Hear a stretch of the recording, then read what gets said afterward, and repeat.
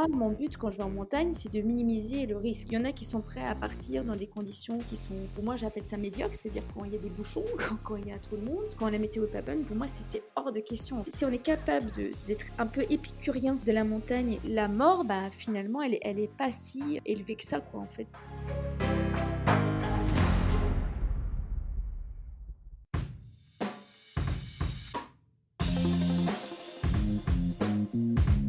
Hello hello, c'est Loïc Blanchard, le créateur et host du podcast indépendant Les Frappés. Je suis un ancien sportif de haut niveau, aujourd'hui reconverti en sportif aventureux, mais aussi entrepreneur, coach et préparateur mental certifié.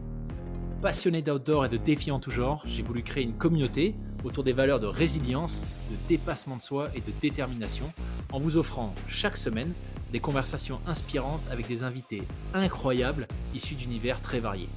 J'ai reçu aussi bien des athlètes olympiques que des entrepreneurs à succès, des aventurières professionnelles ou encore des anciens des forces spéciales. Leur point commun, la passion pour leur projet et l'audace de se lancer. Alors fonçons ensemble découvrir mon invité de la semaine. Excellente écoute à vous les frappés.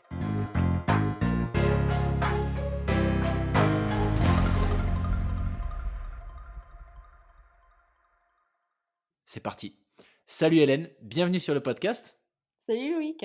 Ravi de t'accueillir aujourd'hui. Un grand merci de t'être libéré après ta longue garde pour pouvoir nous partager un petit peu ton parcours Ouais. et aussi et surtout un accomplissement récent puisque tu vas nous en dire plus, mais tu viens de réaliser un exploit il y a quelques semaines au Népal. Mais voilà, je n'en dis pas plus. Je te laisse nous expliquer qui tu es et ce que tu fais. Bah, je te remercie de m'accueillir aujourd'hui. Merci beaucoup pour ton temps. Donc, ouais, je me présente. Donc, je suis Hélène Douin, j'ai 27 ans et je suis interne en 9e année de médecine et en 3e année de spécialisation en anesthésie et réanimation. J'effectue en ce moment mon semestre de réanimation à Auxerre.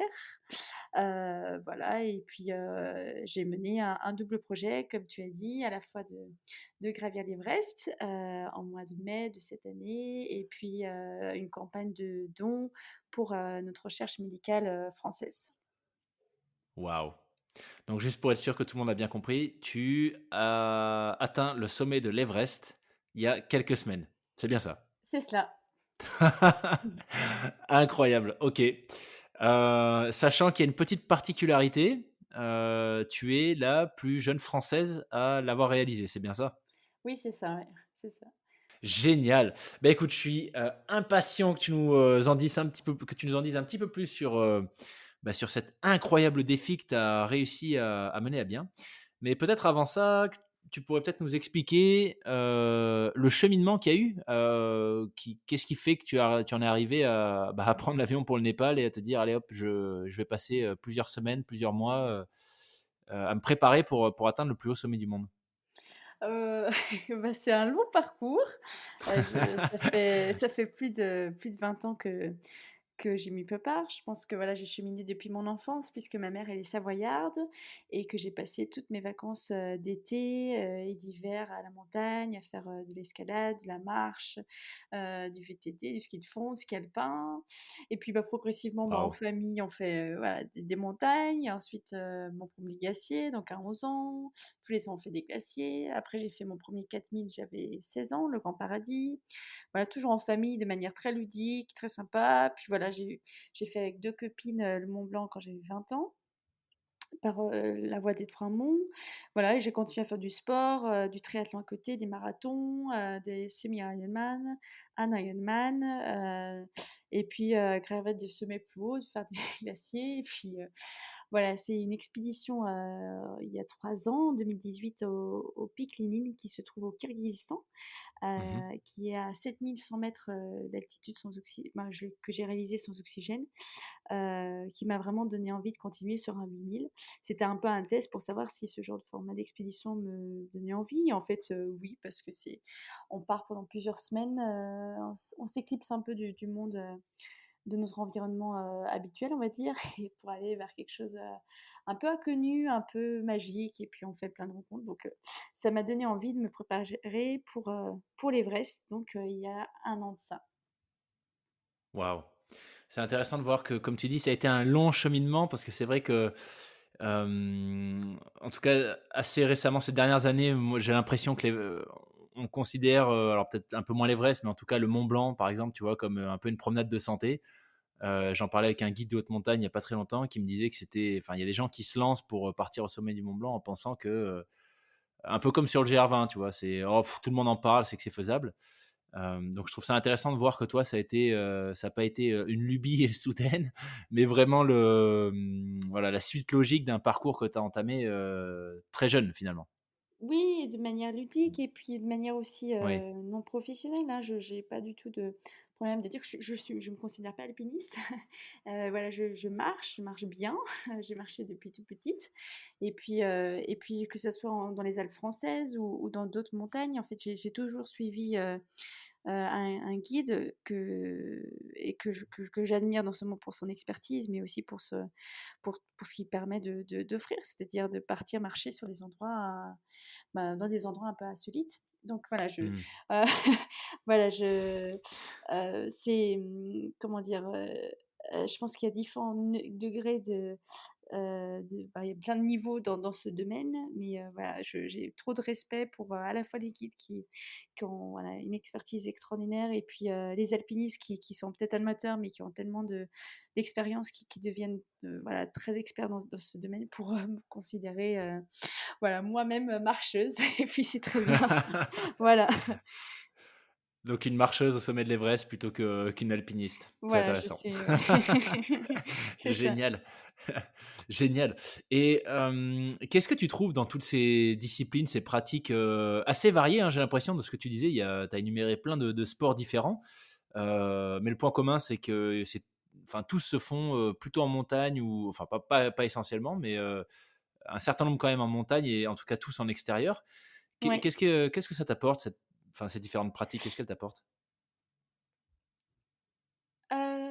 Je pense qu'elle m'apporte plein de choses et selon dans son évolution de vie, ça apporte plein de choses. Donc quand on est gamin, ça apporte, c'est un côté très ludique, c'est un côté où Mmh. on développe la coordination, l'équilibre, la coordination, affronter le vide, l'endurance. Ensuite quand plus j'ai avancé, plus voilà, j'ai entamé mes études de médecine qui étaient très chronophages et exigeantes, physiquement aussi, sur des gardes qu'on enchaîne et hem et en fait, ça m'a apporté un équilibre de vie, en fait, tout simplement, en fait. Je peux pas m'adonner à des énormes horaires à l'hôpital, heu et à donner de l'énergie pour les autres, hein, pour des patients, pour leur famille, sans avoir suffisamment d'énergie moi-même. Donc aujourd'hui, c'est plutôt quelque Ouais. chose qui me donne de l'énergie, en fait, qui me procure et c'est vrai que la nature, être dehors, d'autant plus quand il y a du relief, c'est vraiment que c'est quelque chose qui est très énergisant.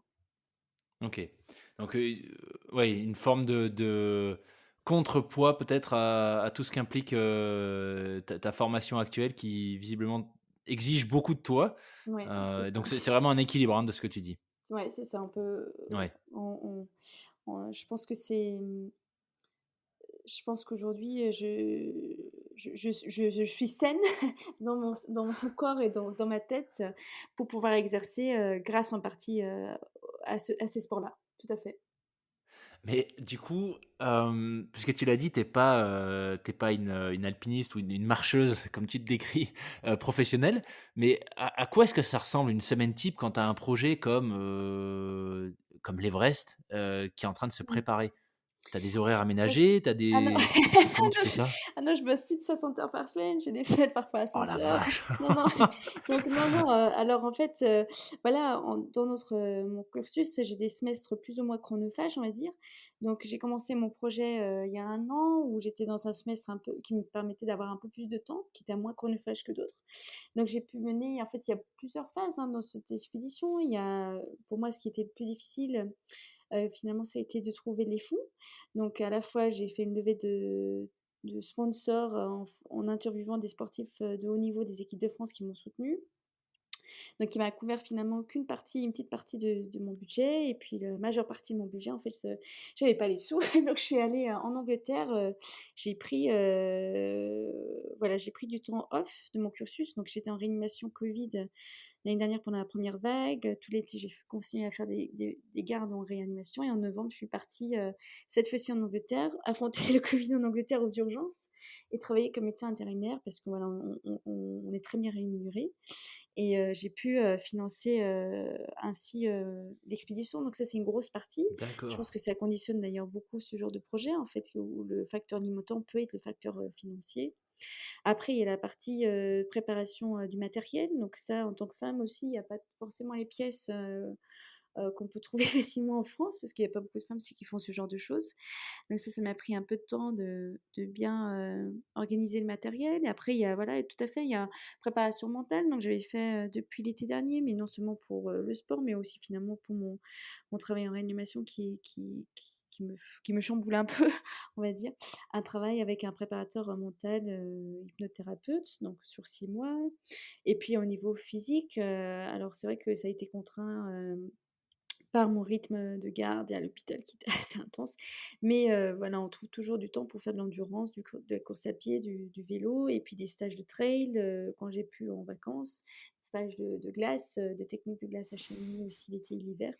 Donc voilà, on arrive je pense que quand il y a un projet qui nous donne vraiment envie, je pense qu'il y a moyen de vraiment chercher, les éléments, les personnes, ce qu'il faut pour pouvoir, réunir les ressources et puis réaliser un projet. Waouh! Écoute, ça fait à peine 10 minutes qu'on parle, je suis déjà complètement scotché. Je te remercie. Donc non, mais tu vois, c'est quand même complètement incroyable puisque, bon, le covid a chamboulé, un certain nombre de choses et je pense qu'il y a la plupart des gens en ont été impactés par tout Ouais, ce que je ça a pense que oui. impliqué. Tout à fait. Mais toi, tu as juste réussi à monter un projet pour gravir l'Everest, réunir les fonds sans être pro et en étant en réanimation Covid. Donc, voilà, je sais pas vraiment ce qui Merci. manquait au tableau pour en faire une histoire complètement folle, mais waouh, c'est assez Ouais. incroyable. Ouais, je te remercie, mais c'est vrai que c'est ça, Covid, ça a été une période très difficile pour tous, sur différents plans. Il y en a, c'est le deuil, il y en a, c'est la maladie, il y en a, c'est le niveau professionnel et d'autres au niveau relationnel, émotionnel. Donc, on a tous été impactés effectivement par cette période, hein, qui nous secoue tous, hein. Mmh. Ouais, clairement. Et peut-être pour qu'on se rende compte un petit peu de l'ampleur, d'une expédition, pour le sommet de l'Everest, est-ce que tu peux nous rappeler, le budget que tu as dû rassembler? Alors en je crois que je perds mes mots ce soir. Je crois que le poste le plus important, c'est pour le visa, si je me trompe pas, quelque chose comme 20 ou 30 000 $. Alors, donc, le visa et tout parce qu'il y a le visa principal et tous les autres visas, c'est 12 000 $ Ah, c'est et 12 000 puis, $. après les agences, ça dépend quelle agence on prend. Donc moi, l'agence, si vous voulez, ça a été 33 000 $ plus les 12 000 de visa, donc 45 000.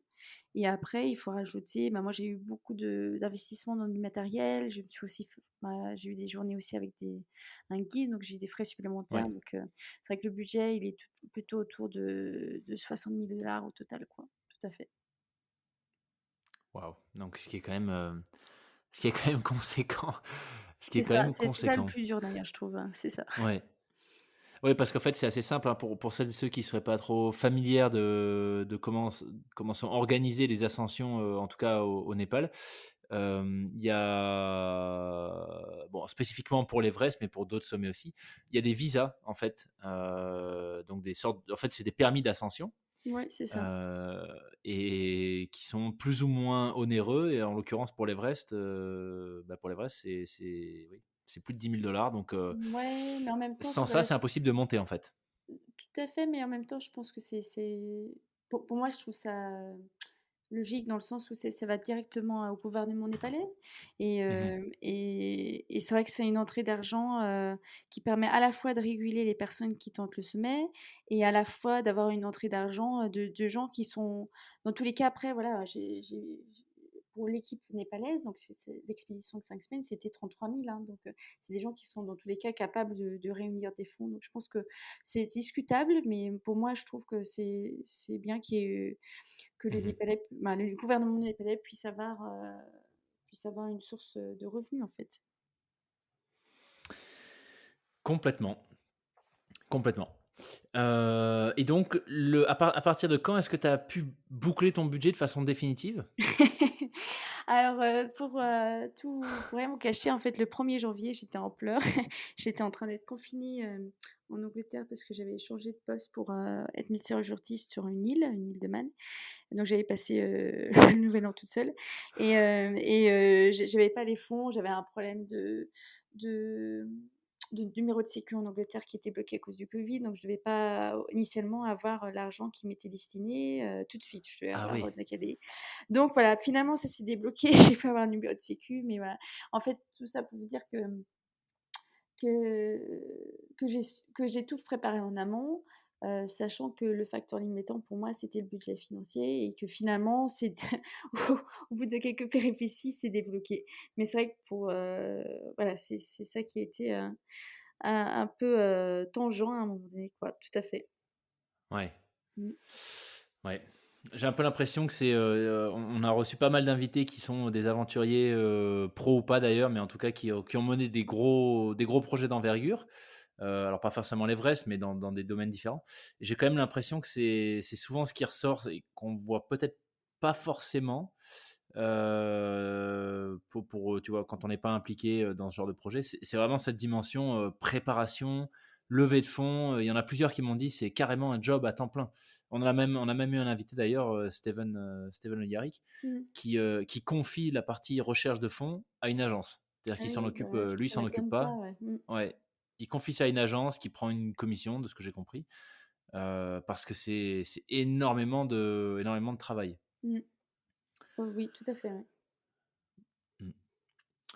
Super, donc bah, écoute, génial de voir que la situation a fini par se débloquer. Donc une fois que tu as eu tes fonds, comment est-ce que c'est organisé la suite? Combien de temps en avance est-ce que tu t'es retrouvé au Népal? Et quelles ont été les grandes étapes jusqu'au départ, le moment où tu as fait le premier pas sur le sentier qui part de Lukla, jusqu'au camp de base? Et ben, du coup, donc moi j'ai fait l'ascension le 1er jour d'ouverture de l'Everest, donc c'était le 11 mai. Et avant, donc j'étais arrivée à peu près, 30-35 jours avant. Donc je suis partie comme tu dis, du bas de la vallée de l'Everest, du village de Lukla, le 9 avril. Et puis j'ai mis 7 jours pour arriver au camp de base. Donc je suis arrivée le 16 avril. Et Mmh. après, là, c'est la période d'acclimatation. Alors, il y a eu beaucoup de neige, donc l'acclimatation était restreinte. Donc j'ai fait un premier sommet qui est pas très loin du camp de base, à 6 100 mètres d'altitude, donc qui s'appelle le Boucher. Donc c'était très agréable parce Mmh. qu'on a eu une belle vue, à distance de l'Everest. Et puis après, je suis revenue au camp de base et il se trouve, voilà, que j'ai une particularité, c'est pas très fréquent, mais ouais, je m'acclimate, plutôt très bien en altitude. Donc contrairement à beaucoup de gens qui font ce qu'on appelle des allers-retours, des rotations, on appelle ça, entre le camp de base, donc qui est situé à 5 300 mètres d'altitude, et les camps supérieurs. Donc les camps, c'est un lieu où il y a des tentes. Donc il y a le camp 1, 2, 3, 4. Donc les gens normalement font, des allers-retours, c'est-à-dire qu'ils vont au camp 1 et puis après ils redescendent au camp de base, après ils montent au camp 1, ils vont jusqu'au camp 2, après ils redescendent au camp de base et ainsi de suite, même au camp 3. Moi j'ai pas eu besoin de ça. Donc je Ah suis ouais. directement passée, ouais, partie dans la montagne. Et j'ai pas eu mal à la tête, j'étais bien. Donc le camp 1, je suis restée une nuit et après je suis restée au camp 2. Et le camp 2, c'est un camp qu'on va dire assez sécurite parce qu'il y a pas beaucoup de risques, d'avalanche. Et c'est là, on était au camp 2, on était prêts pour l'annonce de la météo. La météo, voilà, s'annonce vraiment 48-72 heures avant. Donc il faut être prêt, à bon endroit. Alors certains partent du camp de base, d'autres partent du camp 2. Donc nous, on était au camp 2, déjà prêts Qui est pour, à quelle altitude, donc qui est à pardon? 6 400 mètres. Ah ouais, Voilà. déjà, Et waouh! en fait, le vent était, et voilà, ils annonçaient du vent, il y avait du mauvais temps, donc on restait au camp 2. Et après, il y a eu l'annonce, que la météo serait bonne pour le 11 mai, qui serait la première journée, d'ouverture. Donc il fallait absolument être pour la première journée d'ouverture parce que c'est là où il y a le moins de monde et puis voilà. Donc c'était super, on est parti le 9 mai du camp 2 au camp 3, donc qui est à 7 100 mètres, donc là on avait l'oxygène. Il faut savoir qu'il y a 99 des gens qui font l'Everest qui normalement c'est ce que j'ai su, qui font avec oxygène, en fait. Tout le monde fait avec OK. l'oxygène, y compris les Népalais. Alors les Népalais, ils sont très, très forts. Voilà, c'est des alpinistes, voilà, pour le coup et ils ont besoin de moins d'oxygène, mais ils ont quand même toujours de l'oxygène. Après, le 10 mai, on est parti du camp 3 jusqu'au camp 4. Donc, camp 4 qui est quasiment à 8 000. C'est des tentes qui sont sur un col, en fait, c'est très venté et donc je suis arrivée vers 15 heures de l'après-midi. À 21 heures, on repart pour, faire, l'ascension jusqu'à l'Everest. Donc une grande partie se fait la nuit et après moi je suis arrivée en haut à 10 heures du matin. Donc le 11 mai. Waouh! Donc c'était le premier jour, c'est ça. Premier jour d'ouverture, il y avait quasiment personne, les conditions de météo étaient superbes, il faisait beau, il y avait un peu de vent, mais c'était acceptable pour ce genre de conditions et après redescente longue, donc c'est là où j'étais un peu cassée, vraiment cassée en fait, du sommet jusqu'au camp 4, donc ça m'a pris 6 heures et là on redort une nuit et ensuite le 12 mai, il faut encore, voilà, se prévoir 2 jours pour tout redescendre. Le 12 mai du camp 4, donc 8 000 jusqu'au camp 2, 6 400 m et le 13 mai du camp 2 jusqu'au camp de base, 5 300 m. Donc en fait, ce qu'il faut, c'est surtout, voilà, être patient parce qu'il faut beaucoup de journées pour monter et puis, beaucoup de journées pour descendre aussi. Voilà, donc Sachant que si le planning un peu. ouais, waouh! Bah, c'est vraiment incroyable, sachant que la redescente, alors j'ai jamais fait de sommet comme ça, comme toi ou même beaucoup plus bas. Je crois que le plus haut où je suis allé, bah, d'ailleurs, c'est en face du camp de base de l'Everest, c'est le Kalapatar, Ah oui, le donc c'est cinq Kalamata, mille ah bah super. six Ah cents mètres, ouais, ouais. d'accord, ouais. C'est le plus haut que j'ai fait, mais si j'ai bien compris, un facteur qui est extrêmement important, c'est quand on fait ce genre de sommet, c'est la redescente. Parce que c'est pas tout d'atteindre le sommet, mais il faut aussi arriver à revenir vivant au camp. Et Sans pour ça, il faut engelure, encore sans avoir engelure suffisamment surtout. de lucidité et d'énergie. Ouais. Ouais, sans engelure surtout. Tout à fait, alors je suis pas spécialiste, mais il me semble quand même que la majeure partie des accidents arrivent toujours souvent en redescente. Mhm. Parce que, pour plein de raisons, parce que parfois la descente elle est très raide, et que parfois c'est plus simple à monter qu'à descendre certains passages, ou parce que les gens, sont trop «épuisés» entre guillemets à monter, donc ont pas assez d'énergie pour être concentrés et vigilants pour la descente, donc je suis pas une spécialiste, mais effectivement, la redescente, c'est là où il faut redoubler de vigilance, tout à fait. Hmm. Sachant que entre le camp 1 et le camp 2, c'est là où tu as un passage quand même relativement délicat, que ce soit à l'aller ou au retour d'ailleurs. Tout à fait, c'est en fait, c'est le glacier qui s'effondre en blocs de glace, donc ils appellent ça en anglais un icefall et puis effectivement, c'est là où il faut, faire attention parce qu'il y a des blocs de glace qui peuvent tomber ou on peut facilement, se «louper» entre guillemets sur des échelles horizontales ou tomber dans une crevasse, donc c'est vrai que c'est vers la fin justement où il faut d'autant plus avoir, une vigilance. Tout à fait. Ouais. Et donc toi, quand tu es descendu, est-ce que tu croisais des cohortes d'alpinistes en chemin pour le sommet? Oui, il y avait, alors cette année en fait, de ce que j'ai compris, il y a eu très peu de journées possibles de faire le sommet, puisque c'était pas vraiment à cause du covid, c'était vraiment parce qu'il y avait beaucoup de vent, cette année. Donc les seules journées, que moi j'ai su qui étaient possibles, c'était le 11 mai, donc le premier jour. Donc c'était là, je pense que c'est vraiment la meilleure journée à le faire. Le 12 mai, il y en avait qui l'ont fait aussi, mais il y avait beaucoup plus de vent, donc il y a des gens qui ont plus d'engelure et malheureusement, c'est là où aussi il y a eu 2 morts. Et puis après, de ce que j'ai compris, avec le 23 mai, où là, c'était, le problème, des embouteillages, puis des risques, qui sont, Mmh. ajoutés, pas tellement liés à la montagne, mais aux humains là, Ouais. donc voilà. Après, je sais pas s'il y a eu d'autres journées, mais je crois que c'était les grands jours où c'était possible de le faire. Donc voilà, donc c'était vrai que cette année, je pense que l'un des enjeux, c'était avec, bah, moi, j'avais fait mes recherches en amont pour être avec une très bonne équipe de Népalais, qui, savaient qu'il fallait faire le plus tôt possible ce mec, tout à fait. Waouh! Donc là, c'est aussi savoir bien s'entourer, hein? Oui, faire des recherches en amont, c'est ça. Ces Ouais, in ouais, investigations en amont, c'est ça. ouais, super. Et tu disais que tu as la chance, de pas forcément être sensible, au mal d'altitude, et là, pour le coup, pour l'avoir subi, c'est vraiment une chance. de pas trop être affecté par ça. Mais est-ce que tu as quand même fini par avoir des symptômes, au-delà du camp 2 quand tu t'es mise à utiliser de l'oxygène ou même pas? Pas du tout. Alors le seul à la Ah limite, ouais! c'était au tout début, entre Lucla et le camp de base, vers quand je suis arrivée, autour de 4 000 mètres, là, je commençais à avoir juste un mal de tête le soir de 2 heures. Pendant 2 heures, je prenais un Doliprane.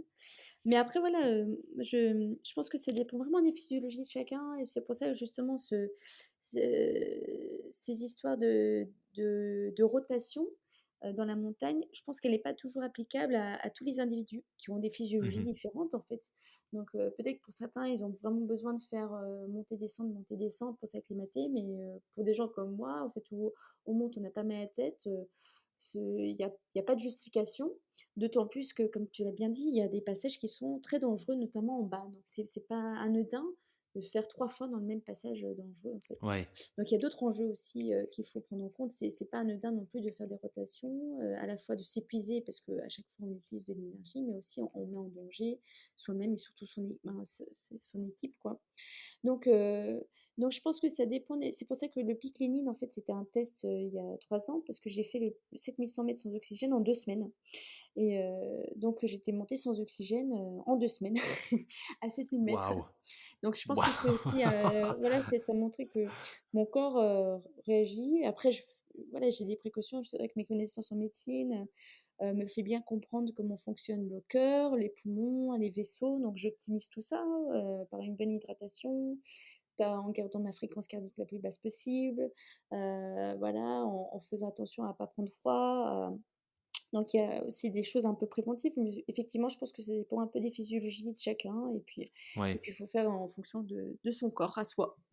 C'est ça. C'est super intéressant, surtout sur l'aspect, bah, c'est ce que tu dis, en fait, on peut pas vraiment le prévoir, et moi, je sais que même quand je faisais plus de sport que ce que j'en fais quand je aujourd'hui ou quand j'étais parti au Népal, ça me vexait un peu, tu vois, de me retrouver en altitude et d'avoir un énorme, mal de crâne, de plus arriver à dormir la nuit. Enfin, Mmh. moi, pour le coup, les 2 3 fois où je suis monté au-dessus de 4000, je l'ai de façon sévère et il y Mmh. avait des gens à côté de moi qui étaient pas particulièrement, actifs, Mmh. qui étaient, pas du tout sensibles à ça Mmh. et donc j'avais fini par regarder et c'est vrai que comme tu dis, visiblement, il y a en tout cas, c'est pas encore expliqué d'un point de vue physiologique. C'est juste qu'il y a des gens qui l'ont, des gens qui l'ont pas Ouais. et on sait pas Après vraiment expliquer le pourquoi, en fait. ouais, après quand même, ce qui ressort, c'est que plus on est lent, d'autant plus dans cette période initiale, moins on fait une contrainte, si vous voulez, sur, si tu veux, pardon, sur le cœur et sur les poumons. Donc Ouais, de ce que j'ai pu quand même lire, le plus important, c'est de rester le plus lent possible pour avoir une fréquence cardiaque vraiment lente, d'autant plus dans la phase initiale et un maximum, en fait, laisser le corps, se reposer pour pouvoir produire ces globules rouges, quoi. Heu, ouais. c'est la seule chose que j'ai pu voir, mais voilà, je suis pas spécialiste non plus en en médecine de haute montagne. J'ai seulement les choses que j'ai pu lire, quoi.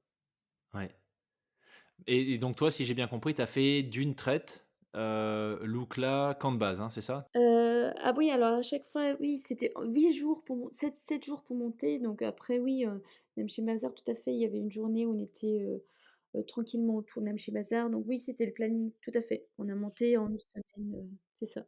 Oui, j'allais te demander, si tu pouvais, si on pouvait revenir, quand même sur l'ascension jusqu'au sommet, vraiment cette dernière partie, parce que tu en parles avec beaucoup d'humilité, comme si c'était, tu vois, bon voilà, tu es allé au sommet, et puis tu es redescendu.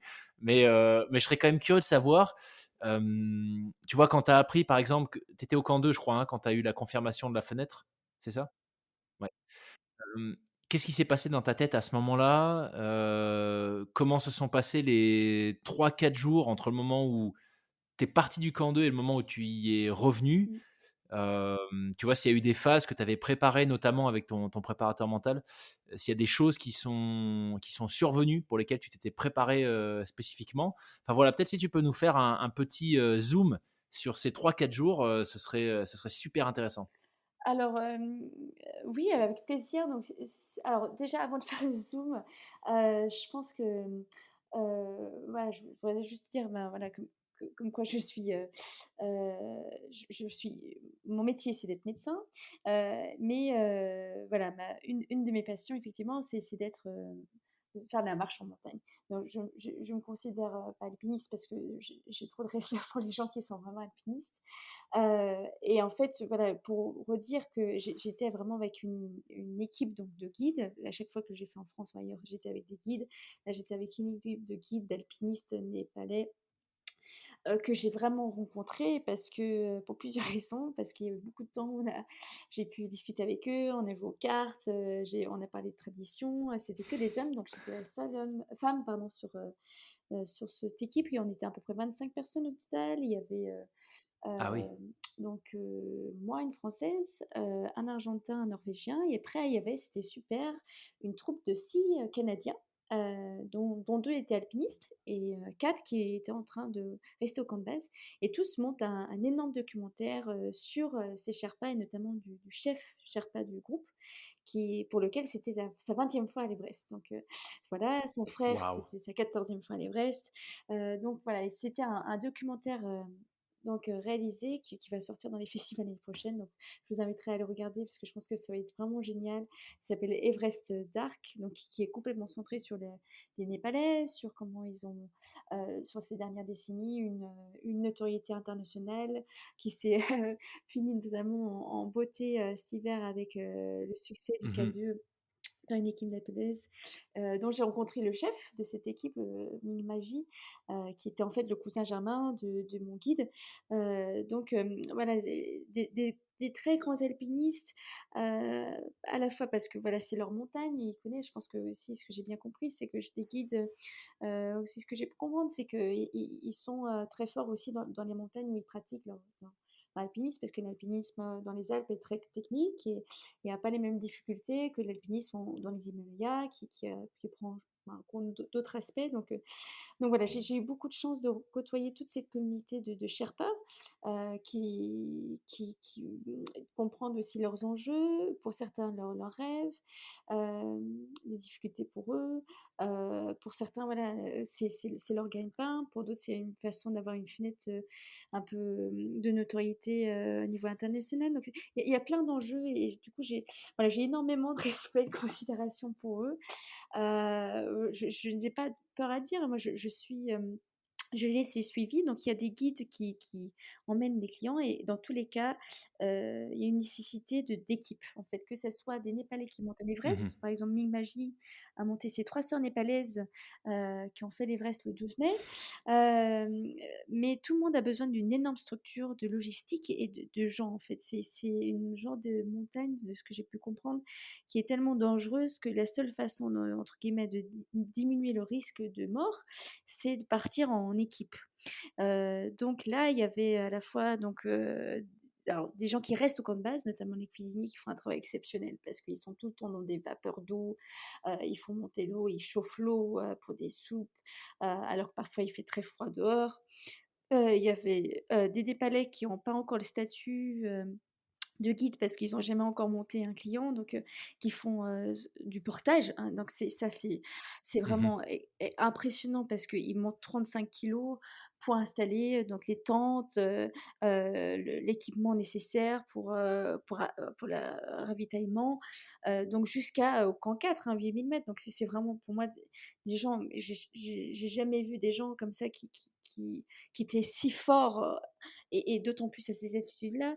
Et après les guides qui sont, comme, voilà, des guides comme on a en France. C'est-à-dire soit ils étaient des guides qui ont, voilà, à la fois une énorme connaissance de la montagne ou très technique et à la fois, voilà, une compétence, dans ces altitudes. Donc voilà, j'ai vraiment, découvert cette communauté d'alpinistes, de guides, pour lesquels j'ai un énorme respect, tout comme j'ai des respects énormes pour les guides, qui m'emmènent en France, hein. C'est pareil, en fait, c'est une admiration à la fois pour leur métier et un énorme respect parce qu'il y a cette,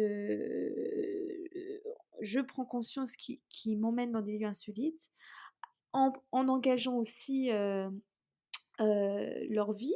Alors le but, c'est de faire en Mmh. sorte que ce risque soit le minimal possible, mais il y a toujours un risque qu'on fasse, n'importe quel glacier en France ou ailleurs ou dans les Alpes.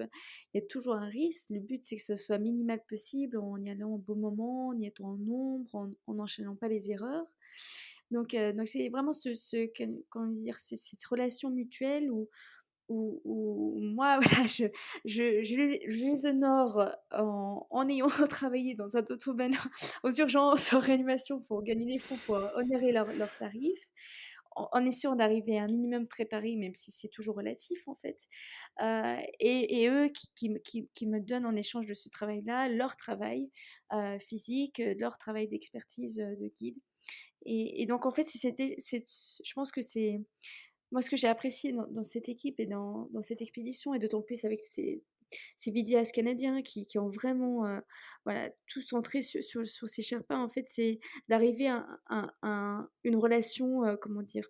Équilibrée, même s'il faut pas être, dupe non plus, certains Népalais font vivre l'intégralité de leur famille éloignée, en fait, avec, 2 mois d'expédition. Donc il faut être très lucide parfois sur le Ouais. fait, pour certains, c'est vraiment un gagne-pain très très important. Mais avoir malgré tout une espèce de comment dire? D'échange qui soit honorable et respectable.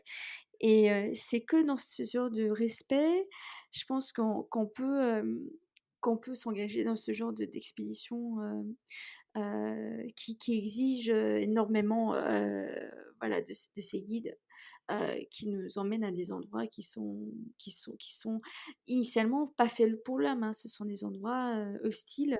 Mmh. Donc voilà, c'était juste un petit point par rapport à ça, par rapport à où je me situe là-dedans. Et j'ai appris des leçons aussi dans le fait que j'avais pas réalisé à quel point ce sont des genres d'expéditions où la logistique est énorme.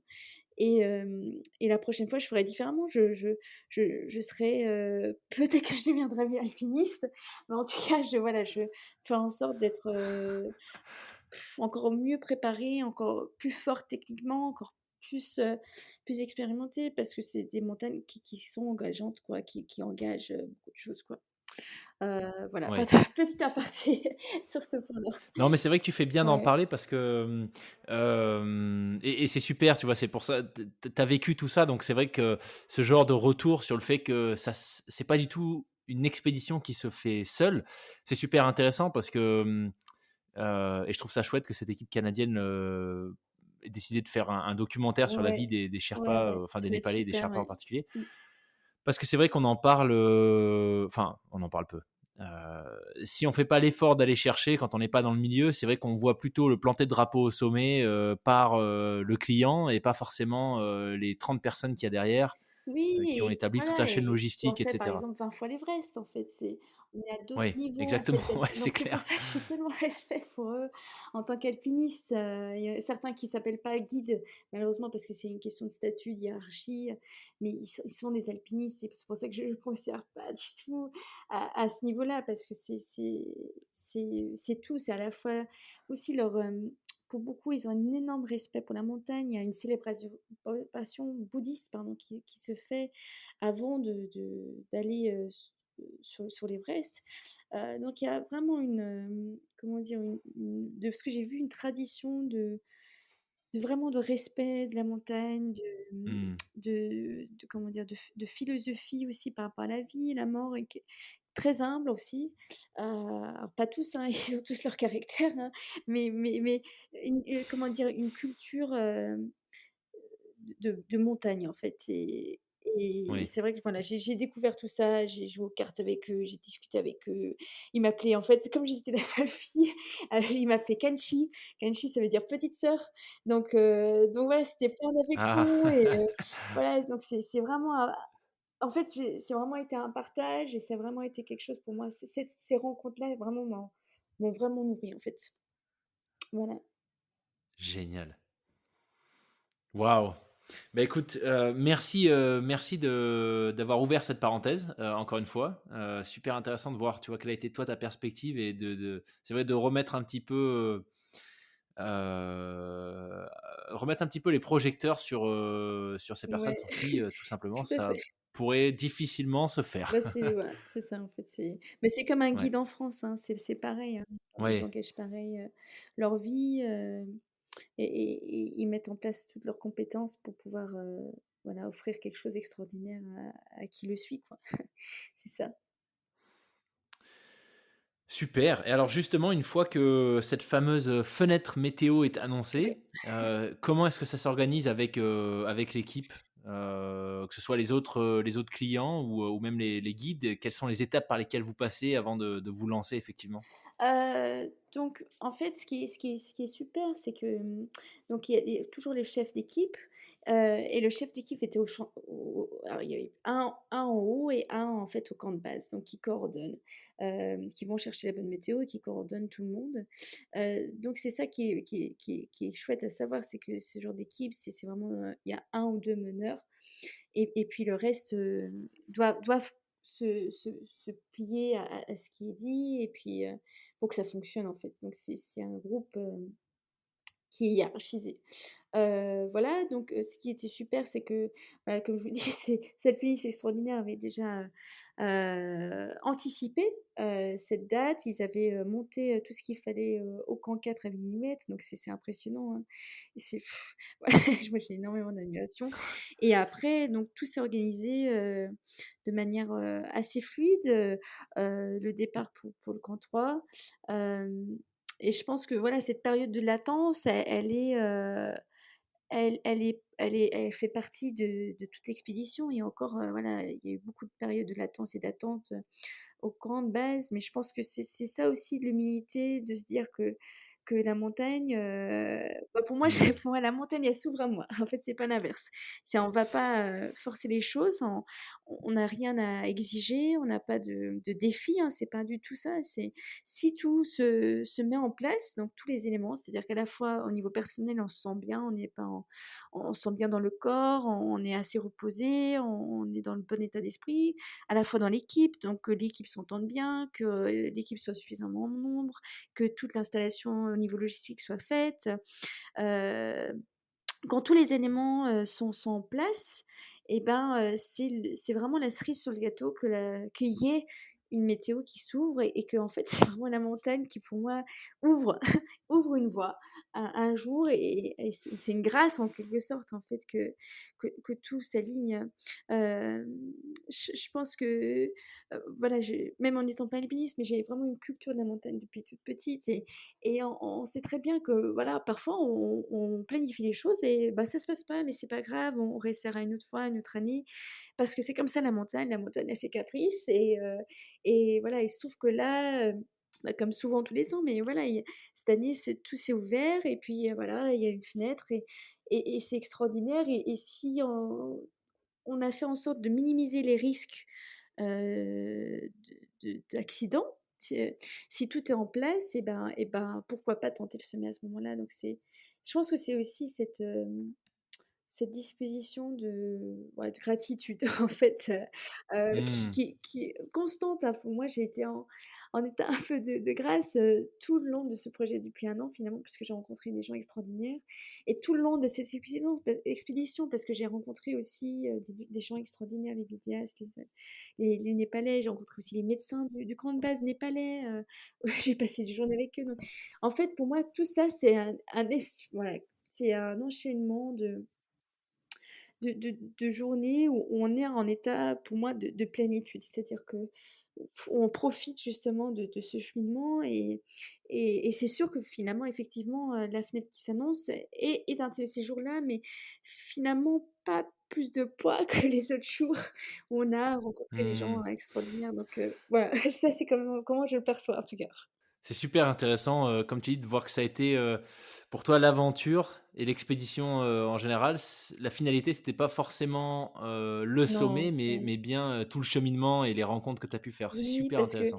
en montagne, on choisit pas. C'est la montagne qui dit si elle nous ouvre une porte un jour. Mais c'est pas Ouais. à nous de choisir en fait.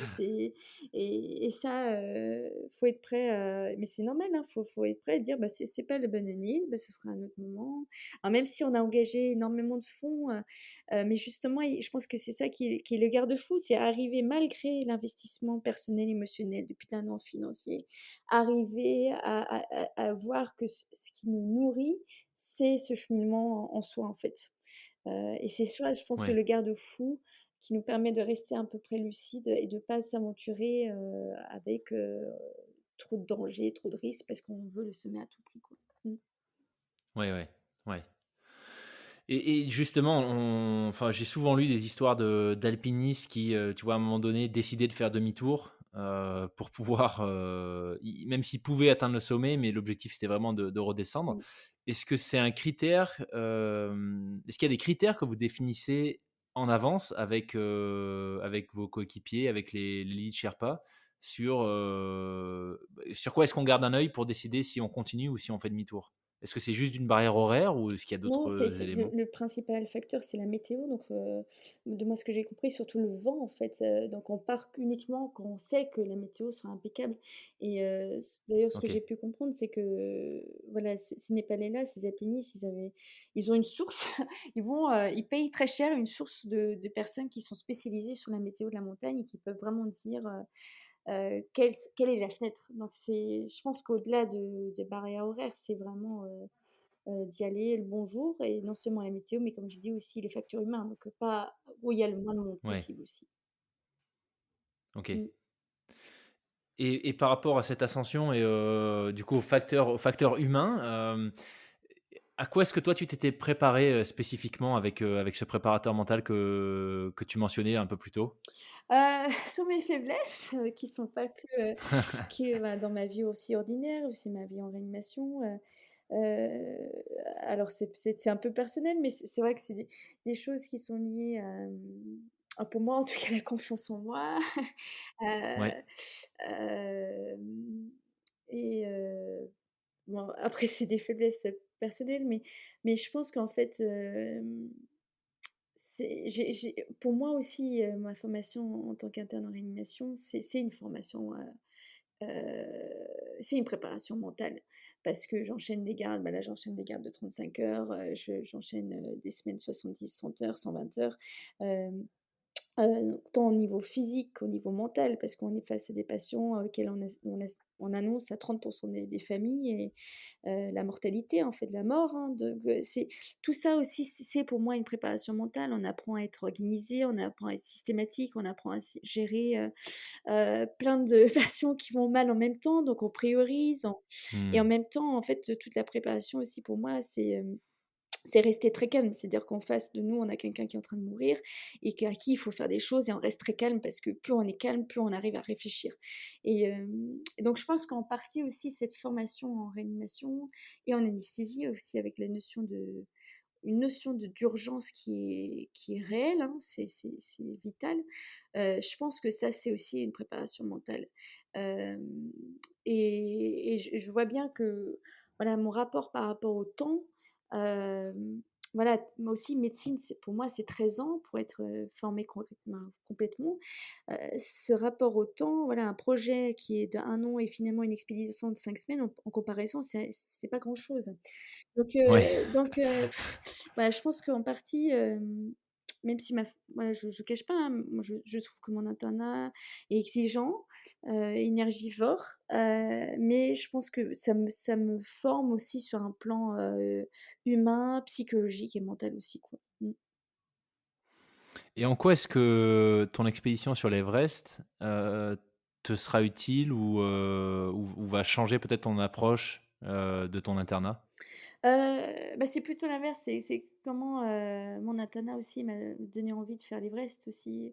Heu, voilà, je vois des personnes alors en ce moment, je suis en réanimation, adulte, donc ça commence à partir de 18 ans, mais je vois des gens de 18, 19 ans, des gens très jeunes qui meurent, hein, donc je pense que c'est plutôt ça, en fait, qui me fait réaliser que il y a quelque chose qu'on partage tous, peu importe d'où on vient, on est tous mortels et personne n'y échappe. Il y a ni l'argent, ni les connaissances, ni les réseaux, ni rien qui nous fait échapper à cette finalité, et qu'il faut, savoir, comment dire? Mettre en avant les projets qui nous font vibrer. Chacun ses Mmh. projets, que voilà, comme disent certains, chacun leur Everest, mais c'est vraiment ça, c'est chacun ont leur, leurs défis, leurs sommets à gravir, peu importe le domaine. Chacun a aussi ses choses qui le font vibrer, en fait. Pour moi, effectivement, quand je suis sur un glacier, je vibre de plaisir, je vibre de jouissance, je suis en connexion avec le monde, mais chacun vibre avec le monde de manière différente. Il y en a, c'est en jouant de la musique, il y en a qui sont en faisant un énorme travail intellectuel et faire des avancées en recherche médicale, j'en parlerai après. Il y en a, voilà, chacun a des choses qui les font vraiment vibrer de plaisir. Et je pense que ce qui est important, c'est de pas louper ça, pas louper ce qui vraiment nous fait un plaisir, mais non seulement à court terme, mais aussi sur le long terme. Et c'est ça qui nous motive à s'engager sur des projets qui demandent plus d'investissement, qui nous demandent plus de temps, mais qui nous font aussi cette autre part de jouissance qui dure aussi. Super. Alors, tu as évoqué un point très intéressant sur ta préparation pour cette expédition, du fait que, par comment est-ce qu'on dit ça? Ton exposition, le fait que tu sois au contact de la mort. Et je serais curieux d'avoir ton point de vue sur, justement la mort en haute montagne. Ou en tout cas, est-ce que toi, tu as eu l'impression quand tu étais, sur l'Everest ou d'autres, tes expéditions précédentes, que c'est un univers, la haute montagne, dans lequel, il faut s'y habituer à ça, à cette notion de mort? Et je te pose la question parce que, bah, moi je suis alors tu dis que tu es pas alpiniste, mais alors si toi tu es pas alpiniste, moi je le suis, encore moins.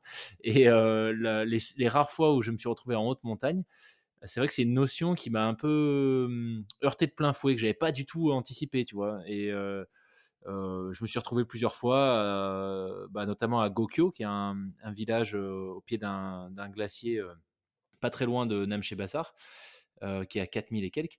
Et quand j'ai fait mon trek au Népal, on s'est réveillé un matin et on nous annonce que il y a eu 2 morts dans la nuit, dans le petit refuge à côté d'où on dormait nous, tu vois.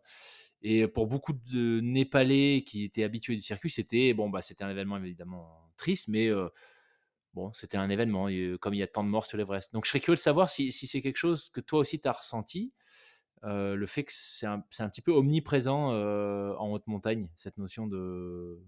ouais, de vie fragile.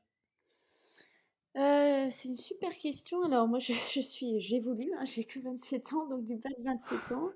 Hem, je pense que c'est pas du tout propre à l'environnement, de haute montagne. Je pense qu'il est propre à la vie tout simplement. Quand on définit la vie, on définit la mort. Je pense que vraiment hem, parce que peut-être qu'on mesure peut-être pas aussi bien, le fait que demain on a un accident de voiture ou que Mmh. demain on a 27 ans et une tumeur au cerveau ou que, donc c'est, je pense que peut-être que ce qui change, c'est le fait qu'on voit qu'on pour certains, c'est un environnement où ils se rendent compte de la mort, parce que peut-être qu'ils voient pas justement les gens à l'hôpital qui meurent ils voient pas les accidents de voiture. Alors peut-être pour toi, je sais pas si c'est ça, mais c'est quelque chose qui est rendu, visible.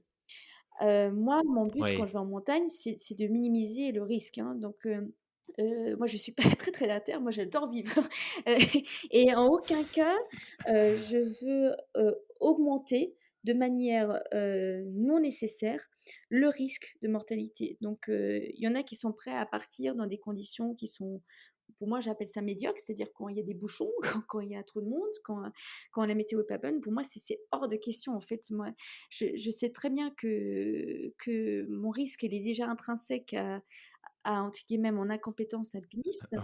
Donc je ne veux pas rajouter ni des météos pas bonnes, ni une équipe qui soit pas au taquet, ni des erreurs, ni un facteur humain en fait en plus, c'est déjà assez. Et je pense que quand on arrive à minimiser un maximum notre risque, parce qu'on est prêt à renoncer en fait, on est prêt à ne pas y aller, on est prêt à ne pas le faire. Ce que j'ai pu le faire en France quand j'ai ou dans les Alpes où, c'était prévu de partir en traversée glaciaire. La météo était pas nickel, on n'y part pas, c'est pas grave. En fait, si on est capable d'être un peu épicurien de la montagne et y aller Mmh. uniquement lorsque toutes les conditions nous satisfont, je pense que la mort, bah, finalement, elle est pas si, élevée que ça, quoi, en fait. Elle est pas plus présente, finalement, que dans un autre milieu.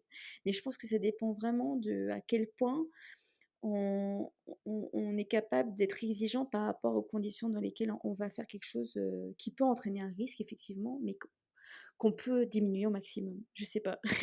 Mmh. Peut-être ouais.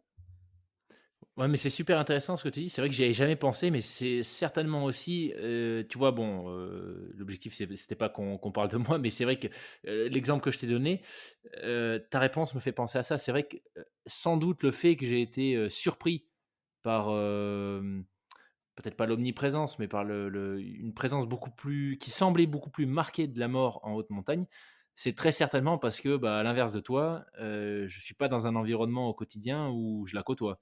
Mais pour autant, elle est bien là. Mmh. Simplement, on la voit pas. Alors qu'en montagne, bon, bah, c'est évident, on peut plus rien cacher, c'est visible. Oui, Il y a elle est personne crue, quoi. Elle qui est tu vois? brutale et elle est crue, ouais, tout Exactement. à fait. Mmh. Ouais, super intéressant. Écoute, pour repartir, et finir cette ascension, avec toi, mais pour repartir sur quelque chose de plus positif, et je sais pas si tu es OK pour le partager parce que, comme tu disais, toute ton expédition, c'était aussi visiblement quelque chose de très personnel et où tu allais rechercher, cette communion avec la nature que tu évoquais. Mais, si tu es OK pour nous le partager, comment est-ce que se sont passés les tout derniers instants avant que tu arrives, au sommet? Est-ce que ça a été particulier? C'est vrai que tu vois, spontanément, j'aurais tendance à dire ça a sans doute été des moments incroyables, mais est-ce que ça a vraiment été le cas? Ou est-ce que bon, bah, c'était les derniers pas et puis, tu étais contente, mais voilà, sans forcément réaliser tout de suite ce que tu venais d'accomplir? Ah ouais, bah, c'est une super question, mais je pense que ça dépend vraiment de ce qu'on définit comme étant notre objectif et moi, mon Ouais. objectif, c'était de rester concentrée jusqu'à la fin. C'est-à-dire jusque je sois en bas, à camp de base.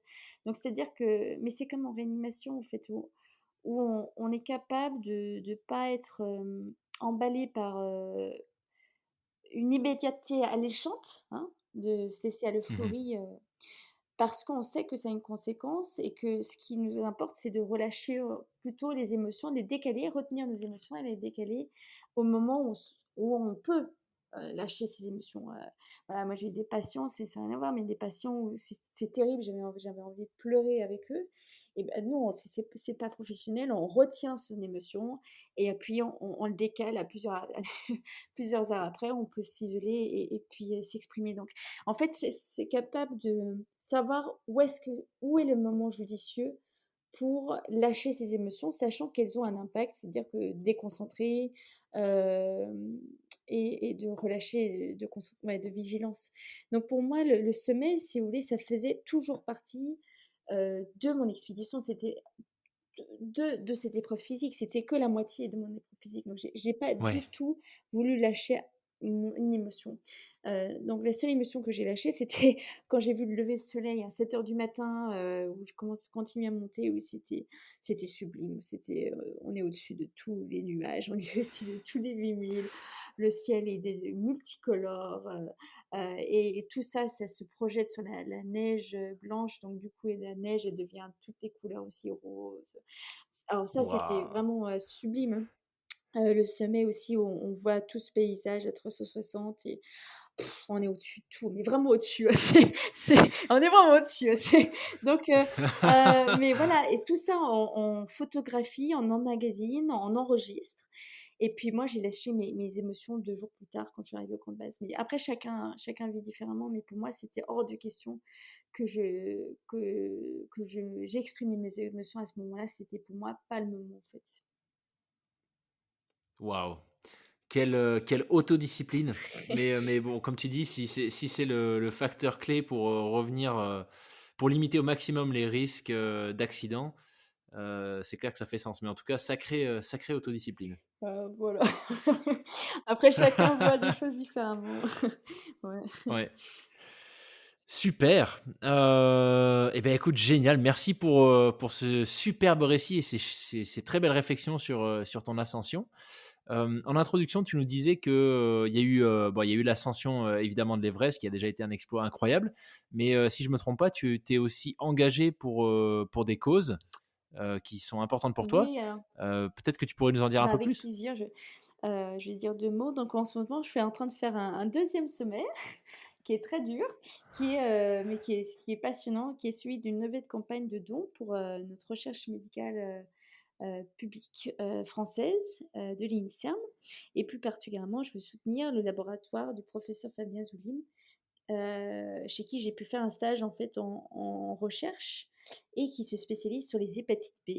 Donc voilà, c'est une campagne de dons individuelle, donc j'invite à tous ceux qui veulent, voilà, voir de belles photos de l'Everest que je poste, régulièrement sur mes comptes, Instagram et Facebook, Hélène sur l'Everest, de venir me suivre. Et en même temps je parle de pourquoi je soutiens cette équipe, pourquoi je soutiens la recherche, médicale et sur l'hépatite B, pourquoi c'est important de le faire en ce moment. D'autant plus en période Covid où on se rend compte que la recherche médicale, c'est la seule clé pour anticiper les crises. En fait, sans les PCR qui ont été développés il y a que 20 ans, sans les méthodes de production de masse de vaccination, tout ça, ce serait, voilà, la crise aurait été encore plus vécue autrement. Donc, c'est vraiment important de soutenir en amont la recherche médicale et aussi viser aussi à moyen et long terme. Et soutenir non seulement, bien sûr, les patients qui sont atteints du Covid, et ça, c'est indispensable en ce moment, mais ne pas oublier aussi toutes les autres maladies pour lesquelles les patients ont besoin de Mmh. notre soutien. Donc voilà, je partage tout ça sur mes réseaux. Je fais aussi une campagne, un appel aux entreprises qui souhaitent me soutenir, avec voilà, tout l'entièreté des dons individuels des entreprises vont à l'INSERM intégralement. Vous pouvez aussi bénéficier d'une déduction fiscale de 66 du montant versé quand vous êtes une entreprise. Voilà, de me soutenir, votre logo pourra apparaître à côté de mon projet sur mes réseaux. Donc voilà, contactez-moi directement par message, Instagram, Facebook, Hélène sur l'Everest. Et puis, bah, je vous partage tout ce projet. Et puis, voilà, l'idée, c'est vraiment je pense, de garder espoir, de savoir qu'on peut anticiper les choses, on peut soutenir les choses, et surtout viser aussi à moyen long terme. Et puis, qu'ensemble, voilà, on peut, voilà, à notre petite échelle individuelle, on peut essayer de changer un peu les choses. Génial. Est-ce que ça, c'est un projet, que tu avais, aussi associé à ton expédition sur Tout à l'Everest? fait, en fait, ça fait 1 an que je le mène. Voilà, j'ai fait réaliser une interview avec le professeur Zulim, en anglais. Il faut toucher aussi la communauté internationale, que vous pouvez visionner sur ma chaîne YouTube, Hélène sur l'Everest, où il explique, voilà, les enjeux de l'hépatite B, pourquoi il faut soutenir la recherche en ce moment, et les traitements, très prometteurs qui sont en cours, de phase d'essai clinique. Donc voilà, vous aurez, plus d'informations sur cette recherche que je soutiens. Génial. Génial. Bah, écoute, je mettrai tous les liens, en Bah, description, merci comme ça, beaucoup. ce sera super facile pour les gens d'aller Bah, je regarder te tout ça et remercie. d'aller, bah, de pouvoir contribuer. Finalement, c'est quand même un peu ça l'essentiel. En tout cas, c'est passionnant de voir que, moi, j'ai un peu l'impression que comment dire? Qu'est-ce que tu veux me dire? La personne qui rend jaloux, tu vois? Tu te dis: «Mais c'est pas possible, interne, elle travaille, 60 heures par semaine, elle monte sur l'Everest, elle participe à des projets, pour de la recherche médicale». Bon, est-ce qu'il y a des choses que tu fais pas, ou sur Pas lesquelles tu es pas pas doué beaucoup ou? de choses, mais je te remercie pour le compliment. Merci beaucoup. Non, mais en tout cas, c'est super chouette, c'est super inspirant de voir que, tu es impliqué sur, bah, encore une fois, des projets vraiment d'envergure, que tu arrives à mener ça de front avec, ta formation qui est particulièrement exigeante. En tout cas, je pense que c'est difficile de se rendre compte à quel point elle l'est, Je te remercie. pour des gens qui sont pas, là-dedans, tu vois? Et qu'en plus tu fais tout ça en donnant, bah, en donnant de ton temps et de ton énergie pour des causes, plus grandes. Donc, franchement, merci beaucoup d'être venu partager tout ça avec nous parce que c'est exactement le genre de message, qu'on cherche à faire passer pour montrer à notre audience que, bah, c'est possible.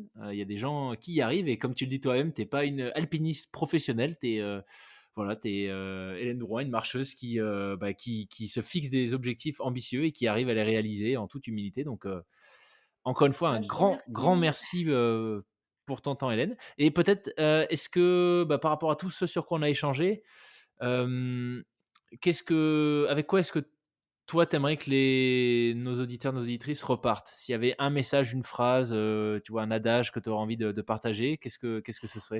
Il y en a plein. Comme j'ai dit, bah, voilà, du bas de mes 27 ans, voilà, j'ai vécu certaines choses, mais voilà, chacun avec son expérience, vit différentes choses et voilà, je pense que ce que je peux juste, constater, observer, c'est que on a tous des modèles, des gens qui nous inspirent, peu importe le domaine. Je pense Mmh. que c'est vraiment important de lire, sur ces personnes-là ou d'inspirer, de s'inspirer, de les écouter ou de voilà, si c'est le sport, ben aller, voilà, écouter des sportifs de haut niveau, si c'est la musique, peu importe, la philosophie, l'émotionnel, la littérature.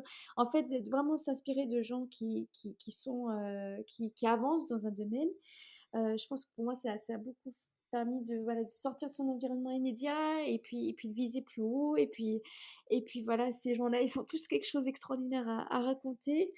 Donc voilà, s'inspirer de gens, qui dans un domaine qui nous fait vibrer.